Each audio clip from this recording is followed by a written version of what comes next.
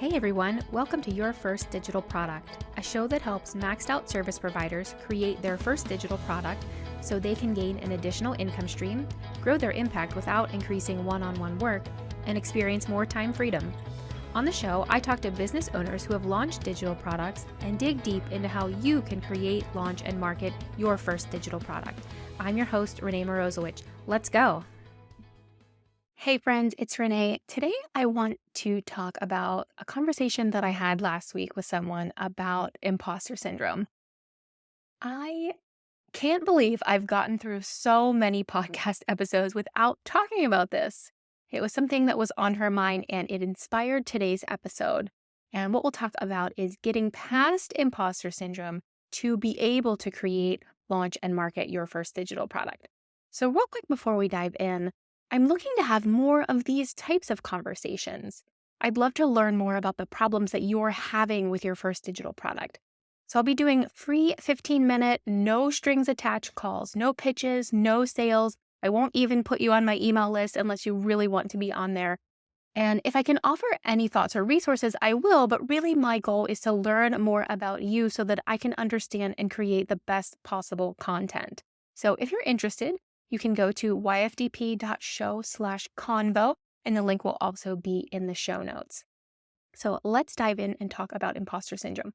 So first, I want to think about what is the imposter syndrome in relation to? Is it in relation to your service offerings, or is it in relation to the digital product itself? If it's in relation to your service offerings, I have a couple thoughts. And if it's in relation to the digital product itself, I have some other thoughts. So first, let's talk about your service offerings. Now, with this, hopefully you have been a service provider for a while and you have some data that you can go look for. What we want to do here really is to go and find the proof that you are good at what you do, even when sometimes you don't think you are.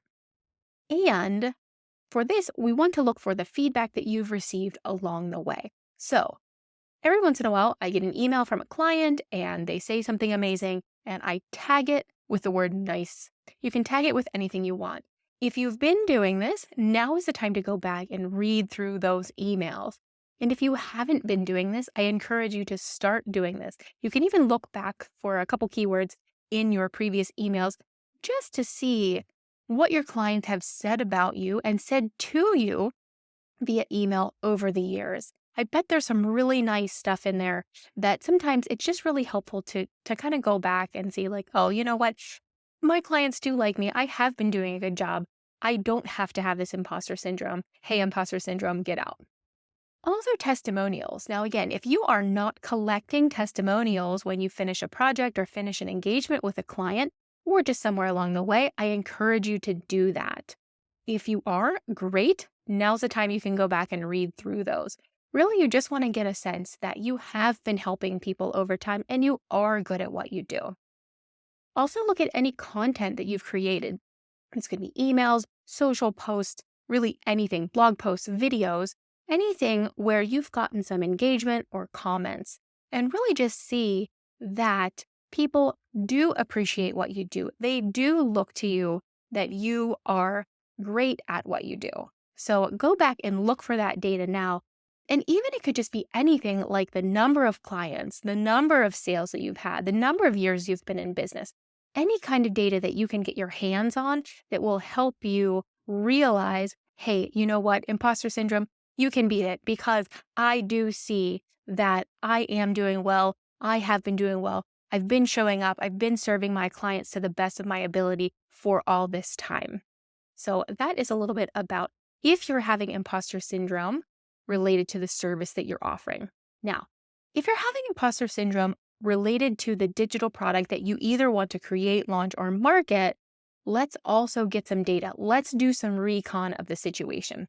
So before you create something, reach out to people. See if it's something that people are actually interested in. Is it a solution to an important problem that people do have?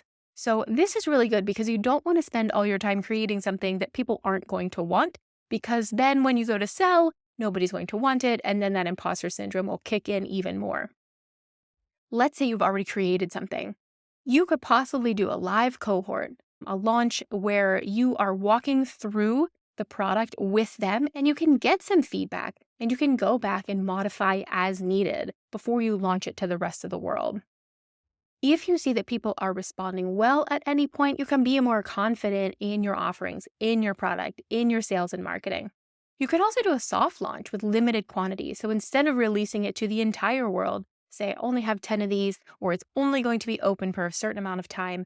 And that way you get a much smaller group of people and you can kind of control what's happening, where you can see what people are having problems with, what people like or don't like. And again, if you have to make any changes, you can do that from there. So basically, data is what we're after here, before, during, or after the product creation process. So if you can get that data before, during, or after, that's going to be so much more helpful for you. Because when someone comes to you and says, yes, this product solves my problem, that can help you to be more confident. And again, tell imposter syndrome to hit the road.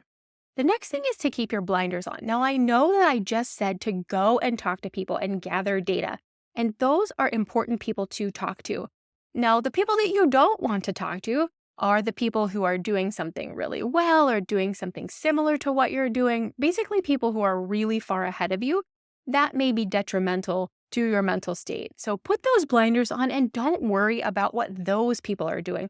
Don't worry about their products and how amazing their social media is, because that doesn't matter to what you're doing. You purposely want to block that out so that you can get down the business, create yours, market yours, launch yours.